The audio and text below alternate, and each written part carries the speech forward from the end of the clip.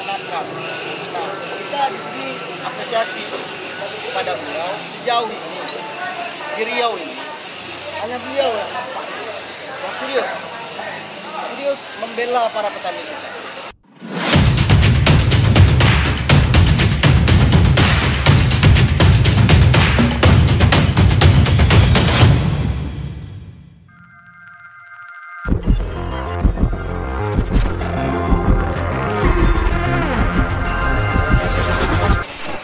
Makanya kita di sini melihat aksi beliau, kita bisa dikatakan terkesima lah. Memang saat ini yang diperlukan memang aksi nyata, bukan retorika belaka. Kalau retorika sudah hampir semuanya pejabat-pejabat kita itu sudah ilmu dasar lah itu ya kan. Dan itu saya kira tidak ilmu penting. Yang paling penting itu adalah aksi nyata seperti yang beliau lakukan. Masyarakat kecil kita, buruh kita, dan juga nelayan kita.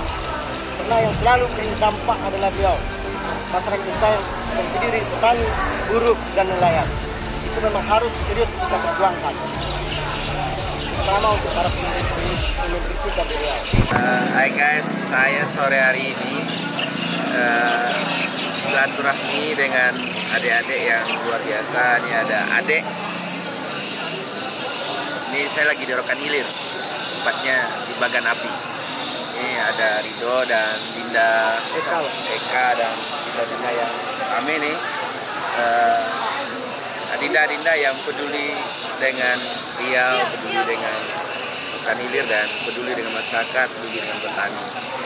Saya sangat apresiasi sekali, terima kasih atas kesempatan kita bisa diskusi, bisa silaturahmi. Ternyata adik-adik ini juga peduli dengan petani. Saya pikir memang sangat wajar kalau kita peduli dengan petani. Karena memang ekonomi Riau itu hari ini ditopang oleh petani. Khususnya adalah petani sawit. Bayangkan yang terdata saja 3-4 juta hektar kebun kelapa sawit di Riau. Kita bisa hitung kalau satu hektarnya terjadi penurunan harga sawit atau peningkatan harga sawit, berapa duit yang akan berputar di Riau. Kalau misalnya harga sawit itu melonjaknya sampai 1.000, 2.000, tidak dimainkan, dipotong ada aja selisih sampai 500 perak. Kalau 500 perak, kalau kita kalikan dengan 4 juta saja, itu posisi yang terdata sawit di Riau. 3 sampai 4 juta ton. Kalau 4 juta ton, 4 juta hektar, kalau satu petani itu kita anggaplah petani swakelola, swadaya itu rata-rata average hasil produksi panennya itu 1,5 ton saja dirata-ratakan. Karena ada petani yang 1 ton, ada yang 2 ton, ada yang 2,5 ton. Tapi rata-rata di 1 ton saja, kalau 1 ton berarti ada 4 juta ton per bulan buah sawit ini. Kalau 4 juta ton, kalau kita kalikan dengan 500 perak saja 1 kilo, selisihnya duit yang tercecer, duit petani, itu kalau dikalikan dengan 4 juta ton, berarti ada 200 M. Ada sekitar 200 M. 200 M 1 bulan, duit itu tidak berputar di petani. Tapi ini secara Riau ya, 1 bulan 200 M nilai, itu selisih 500 perak ya. Kalau 200 M, bayangin berapa dampaknya terhadap UMKM lain. Artinya 200 M ini kan duit yang akan dibelanjakan petani, dinikmati oleh nelayan, dinikmati oleh petani lainnya, hortikultura, dinikmati oleh pedagang bakso, dinikmati pedagang mie ayam, yang dinikmati oleh pedagang lontong, dinikmati pedagang kelontong. Itu duit yang berputar. Maka mendorong harga bagus, harga petani bagus itu adalah akan membuat ekonomi kita berkembang. Mesti dipikirkan pemerintah itu, khususnya pemimpin daerah itu adalah ada 2 hal sebenarnya. Satu adalah bagaimana kepastian harga sawit. Yang kedua adalah bagaimana produktivitas petani. Ada petani swadaya, petani kampung, itu kadang hasil panennya 900 kilo, 1 ton per hektar. Bagaimana jadi sampai 1,5 ton sampai 2 ton. Makanya kalau saya di Pelalawan sekarang kita buat stimulan, ada program stimulan pupuk yang kita stimulan supaya petani mau merawat kebun. Kita kasih ke petani. Kita kasih. Tahun ini mulai gitu. Jadi petani itu kita stimulan supaya merangsang aja, supaya dia mau merawat kebun. Kalau dia rawat kebun berarti kan hasil sawitnya meningkat. Kalau 1 ton misalnya naik jadi 2 ton atau 1,5 ton. Berarti kan kalau 500 kilo, kalau misalnya katakanlah ketika harga lagi bagus dulu ya, ini insya Allah nih harga akan naik terus ini, misalnya 3.000, berarti kan nambah duit dia 1 hektar itu 1,5 juta. Kalau dia punya 2 hektar 3 juta nambah duit dia di rumah, karena produktivitas sawitnya naik. Sekarang kan ada lagi variabel pertama itu adalah harga sawitnya juga akan menentukan income pendapatan petani, berapa duit dibawa di rumah, berapa yang dibayar. Semakin banyak duit yang didapat dia akan belanja semakin banyak. Jadi harga sawit ini, temuan kita terakhir itu memang terjadi harga yang lumayan jomplang. Harga ditetapkan pemerintah itu misalnya katakanlah 2.000. Harga yang sampai ke supplier, karena tidak langsung ke petani semua. Ada yang petani langsung ke pabrik, ada petani tidak langsung ke pabrik. Mayoritas itu kan kalau yang langsung ke pabrik itu yang punya kebun-kebun luas. Dia punya puluhan hektar, dia bisa bawa 1 polisi langsung antar ke pabrik. Yang punya misalnya hasil panennya 1 ton, 2 ton, ya biasanya dijual melalui agen. Dari harga ditetapkan pemerintah sampai ke supplier itu biasanya selisihnya bisa 300 sampai 400 perak. Petani ada kategorinya, ada kategori plasma, mitra, dan ada kategori petani swadaya. Kalau mitra tentu harus mengikuti mitra plasma dia sesuai harga diskon.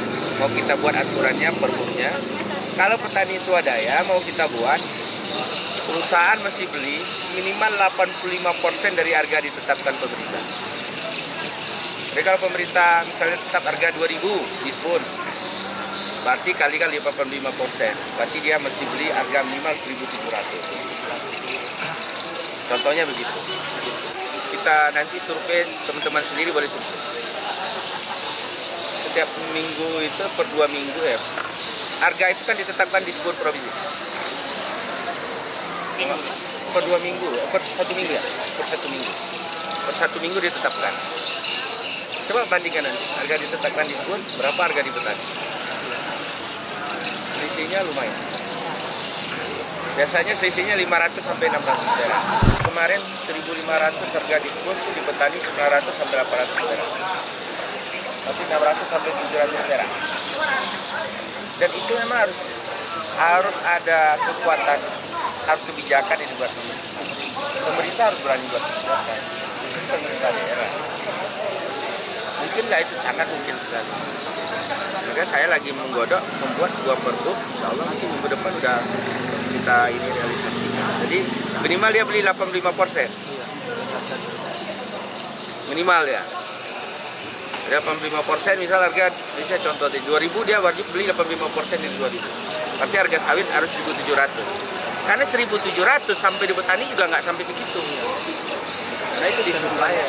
Karena ada agen lagi. Apalagi kalau petani yang jauh dari pabrik. Petani yang di sudut-sudut kampung. Wah itu harganya makin drop. Maka sampai di petani ada temuan saya, ada petani yang nggak mau panen dia. Karena habis upah panen. Karena ada upah panen di situ. Terus transportnya jauh. Dihitungnya tinggal 400 perak sama dia, 300 perak. Hah? Ada yang nambah. Makanya apalagi yang jauh-jauh. Nah, ini yang mestikan pemerintah mikirnya mencarikan jalan keluar buat petani-petani. Pastikan mikirin sampai infrastruktur.